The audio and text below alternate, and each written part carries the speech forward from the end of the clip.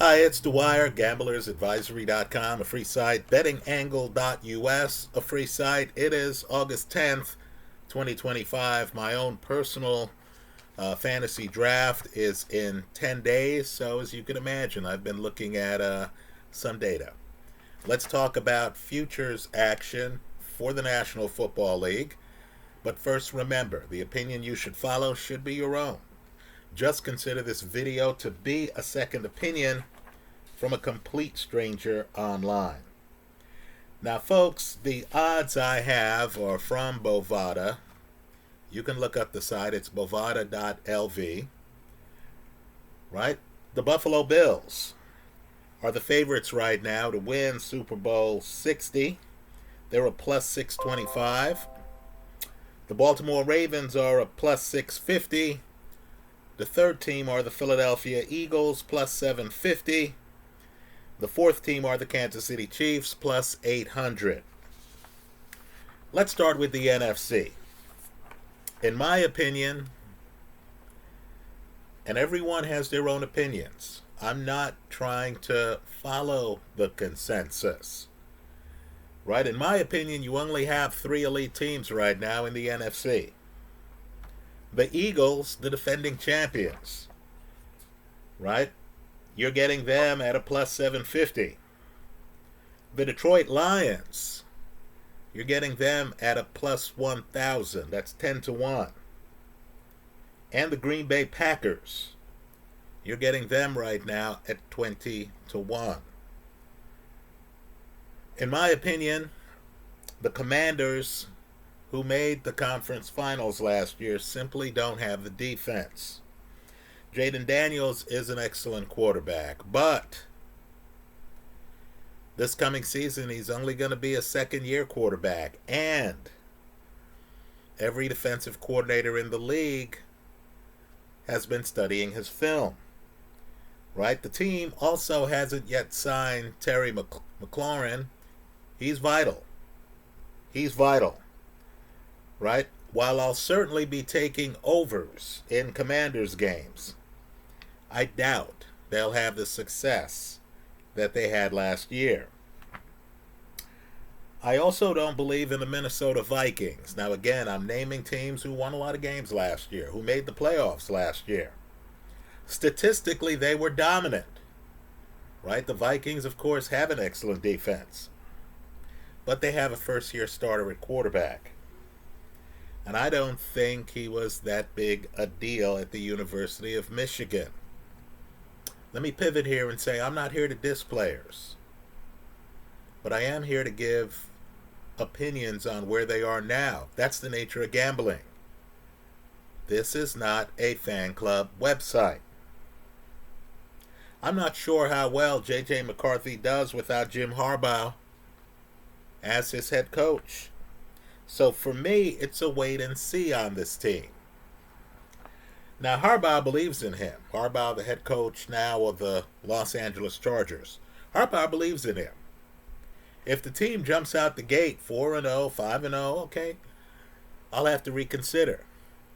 But you know my general rule. I don't support rookie quarterbacks. I know this guy's second year. He's a first-year starter. He might as well be a rookie. I believe the quarterback position is among the most important positions in any team sport. Right? Very few are on par with it. Right? Goalie in soccer, for example, or hockey. Right? But very few. You show me a new guy at quarterback, I'll show you a guy I don't know enough about to risk an NFL future on. Now, the NFC does have some sleepers. Two of them are in the AFC West. The Los Angeles Rams, who now have Davante Adams, one of the very best receivers in my eyes in all of football. And the San Francisco 49ers. The big concern with the Rams, and it could be a smokescreen. It could be a vet saying, hey, look, I don't want to play in the preseason. You know me. You know I can play. Don't force me to go out there. But the big concern is the reported back injury to quarterback Matthew Stafford. Right? That's a concern. Back injuries are tough. A back injury on a quarterback, folks, he's going to be out of the game. Can't get leverage on throws. Can't judge his own arm strength.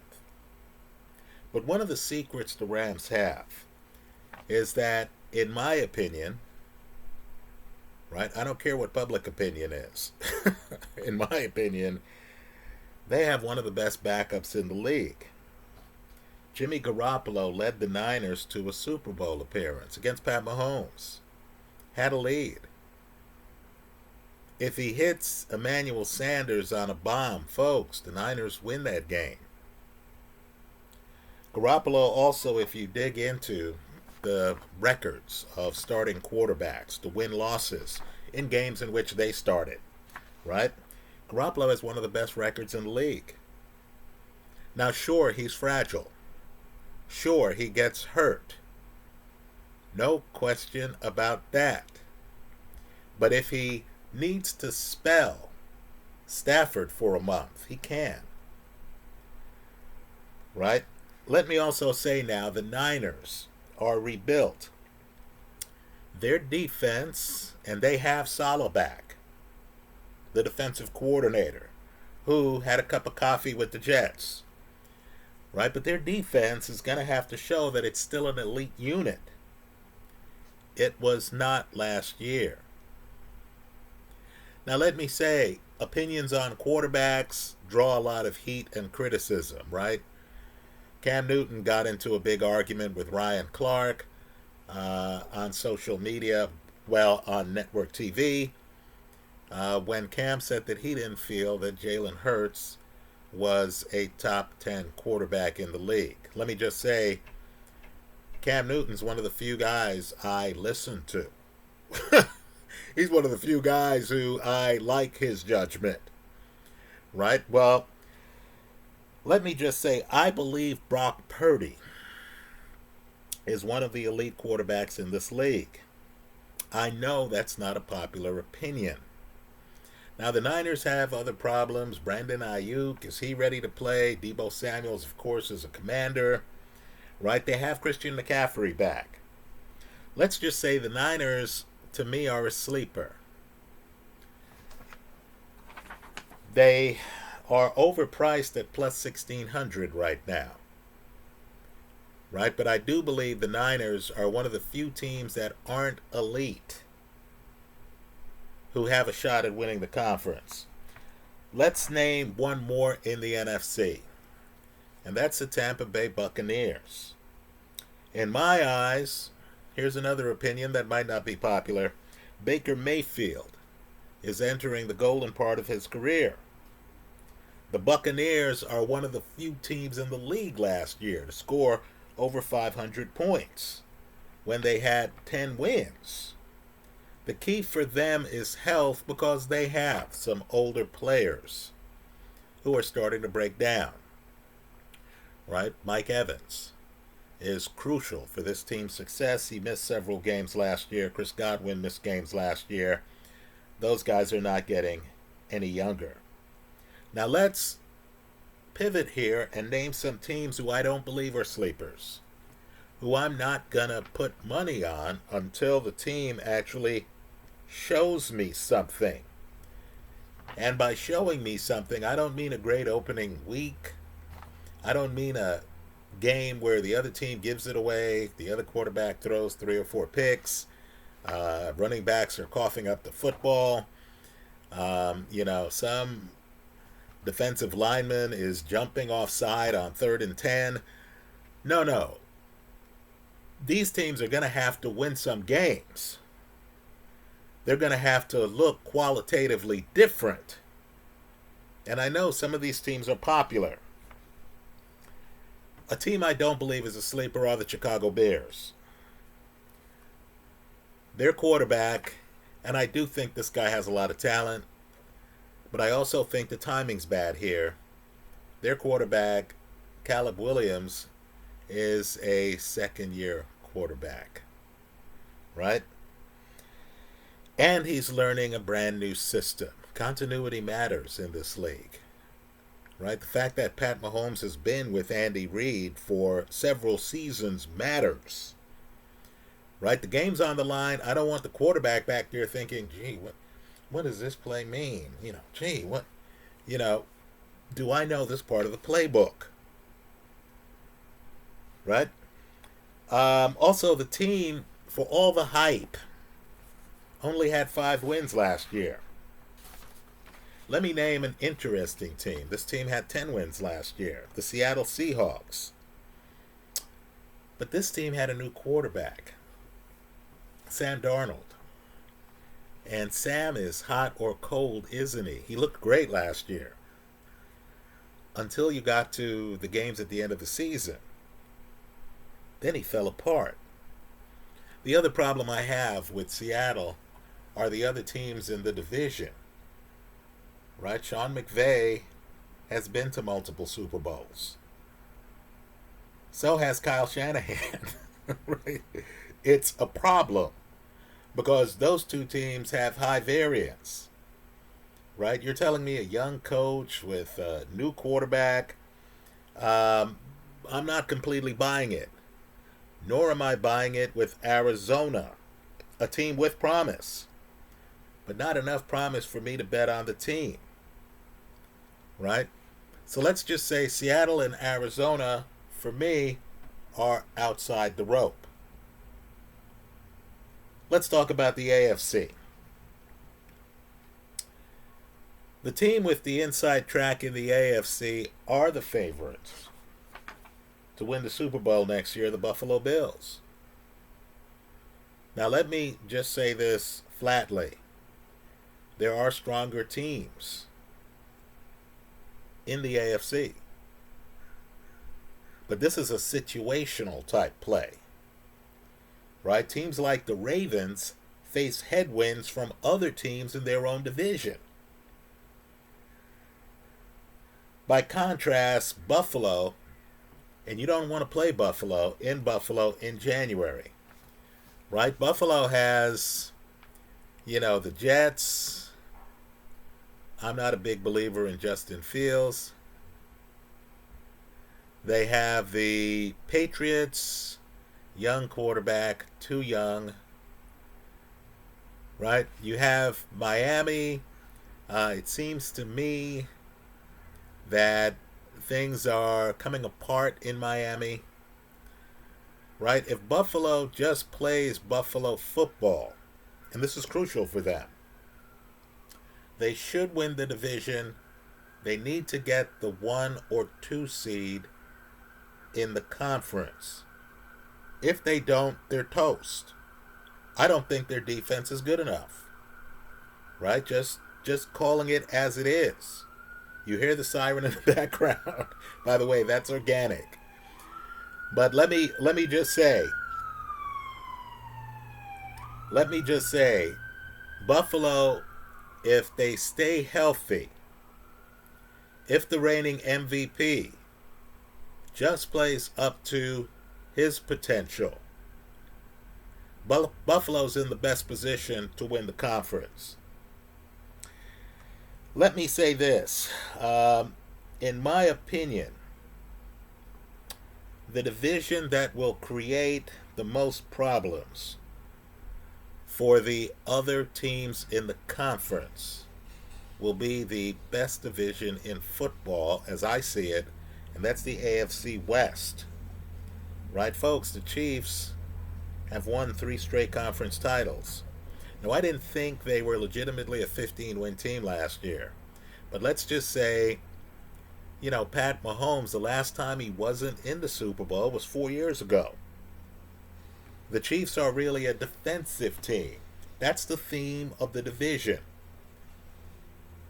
The Los Angeles Chargers, with Justin Herbert, great quarterback, hardly throws picks unless it's a playoff game. Defense is really the key part of that team. Let's name one more. Right? This guy was quarterback at Auburn. He was quarterback at Oregon. He was older for a rookie. Right? The quarterback of the Denver Broncos, Bo Nix. has one of football's best defensive units. Right now, while I'm hesitant on second-year quarterbacks, right, this is that unique situation where Bo Nix played a hell of a lot of football in college, right, and would really be relying on his defense. The way I see it, this division is going to have someone win the division, then at least one other team is going to come out of that division. At least one other team. Right? I believe you want to look at both of those teams. Because the team that wins the division, they probably win their first playoff game. The wild card that comes out of this division is going to have spent the year against two of the other elite defenses in the National Football League. And let's just look at the coaching in the division. Right? Andy Reid, it's a multi-ring circus. Right? Understand, Andy Reid got Philly to the Super Bowl before he ever got to Kansas City.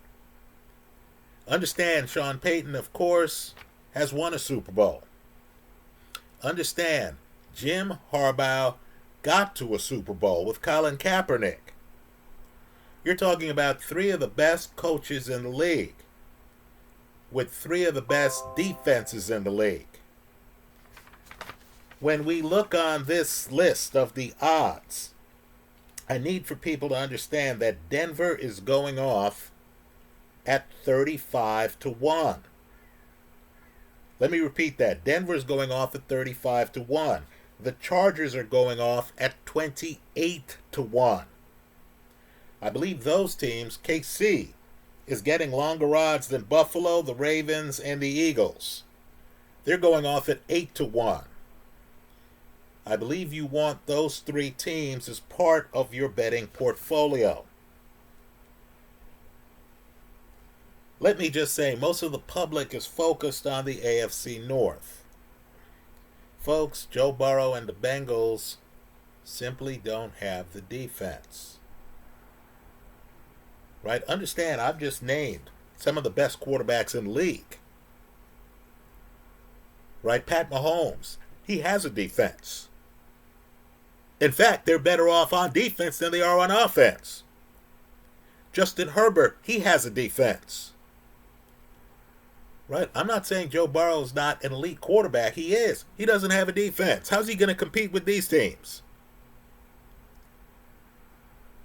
Right? I believe the Ravens are going to be one of the elite teams in the league. Right? Let's name the sleeper in the division. Folks, I've said this for months. Forget everything that's said. The press has an axe to grind with this guy. I believe there's a curve where when a guy is viewed as too dominant and he doesn't play ball with the press, think Roger Clemens, think Barry Bonds, right? The public gets tired of the guy. I'm not saying there are PED allegations involving Aaron Rodgers. What I am saying is that I was raised in a Jet household. Folks, look at Rodgers' stats from last year. Let's recognize that the Jets have one of the worst owners in the league, my opinion. The Jets fired their head coach days into the season. There was a lot of dysfunction. The New York press can really be hard on a quarterback, as you can imagine. Folks, look at the touchdown to interception ratio and compare it with Josh Allen's. Right? From this seat, I'm not saying this is prime Aaron Rodgers. He doesn't have to be one of the best quarterbacks in the league. Now, Mike Tomlin made the playoffs I don't even know how Tomlin does it. Made the playoffs last year with Russell Wilson. In fairness to Russell, I think Russell's underrated. And the Jet quarterback, I just named him in this video. You know who I'm talking about, right? Well, folks, the Steelers, who collapsed toward the end of last year in the regular season, had a chance to win that playoff game. Blew it at the end, right? I think Tomlin with Rodgers is worth a bet. Understand, I got them at 60 to 1. When they were thinking about signing Rodgers, Rodgers was thinking about signing with them, but we didn't quite know what was going on. Understand, those odds have been cut in half. Now they're 30 to 1. You need money on them. They have a better defense than the Bengals. By the way, the Bengals you're getting shorter odds on, 22 to 1. Right? I'm not taking the 22 to 1. I'm taking the 30 to 1. Let me say this about the Browns. You know, I believe the luckiest guy in the league is Shedeur Sanders. Because fans love the idea of a talented guy having to prove himself, not getting breaks, having to fight back. Right? So here you have a Goliath. Let's face it, when he went to Colorado, you thought, gee, how's he going to cope? Colorado's at the bottom of the pile, right? His father was head coach. Sometimes that works, sometimes that doesn't work. And then, of course, suddenly you were watching Colorado football, and here was a quarterback who did not have an offensive line, and he was performing magic, right? He looked good his first game. But let's not get carried away. Who were they playing? The Carolina Panthers? Folks, the words defense and Panthers don't belong in the same sentence when you're talking about NFL. Look at the number of points the Panthers gave up last year. Right? Also, what week was he the preseason quarterback? Week 1. Right, folks? You saw a lot of guys who you know are going to be starting in this league wearing street clothes. Right? He wasn't playing against established NFLers. Now, I think he has talent. I think he's going to stick in the league. I'm just not sure whether Shedeur Sanders is better than Kenny Pickett. I understand. Tomlin moved away from Kenny Pickett. But what I want people to realize is that Kenny Pickett was on the verge of beating the Washington Commanders last year. I encourage people to look at that game. He threw a ball to Devontae Smith that was on the money late in the game. Had Smith caught that ball, Kenny Pickett's Eagles would have won that game. Right? Unlike Joe Flacco, who's older, right? Kenny Pickett's in his prime. Let's just say whoever the quarterback is for the Browns this year, just understand the Browns are not going to be competitive. You don't go from where they are now to someplace special overnight, right? 2 years ago, they had some talent. Guys like Nick Chubb are gone now, right? They're unsettled at quarterback. They're using the preseason to figure out who their quarterback is. The Steelers aren't. The Ravens aren't. The Bengals aren't. Unfortunately, Cleveland plays in that division. Right? So, let me just say, I think the Steelers are worth putting some money on. Right? The Ravens aren't even worth talking about because you know with a 2-time MVP as their starting quarterback, with Derrick Henry in the backfield, with a Super Bowl winning head coach, they're perfectly positioned. Right? Just understand, though, they're expensive at a plus 650. Right? I would rather have money on the Steelers, and Tomlin does well against the Ravens. I'd rather have money on the Steelers at 30 to 1, and then have it be late in the season with an opportunity to hedge, knowing that I got the 30 to 1 in mid-August, as opposed to just getting the plus 650 on the Baltimore Ravens. Right? The expensive teams, you can actually wait a little bit. You know, if you have an opportunity to bet on teams like Denver 35 to 1, Pittsburgh 30-1, Chargers 28-1. At this time of year, I'd rather have my money there. So let me just say, those are the teams I'm looking at. Let's talk about Houston. Right, folks? They won a bunch of games last year. They got into playoffs. They beat the Chargers, picked off Justin Herbert multiple times. Right? But I don't like the injury to their starting running back. His backup is Nick Chubb. Nick Chubb is coming back from injury, folks. The team had a very pedestrian 2024. Just understand, they gave up as many points as they scored in the regular season. Now, the division is weak. I personally don't think they're going to be prepared to go deep in the playoffs because of the soft competition. Right? If you're from a weak division, just understand you might not be prepared, depending on how the schedule is, to take on the series of tough teams you're going to have to face in the playoffs. Those are my thoughts.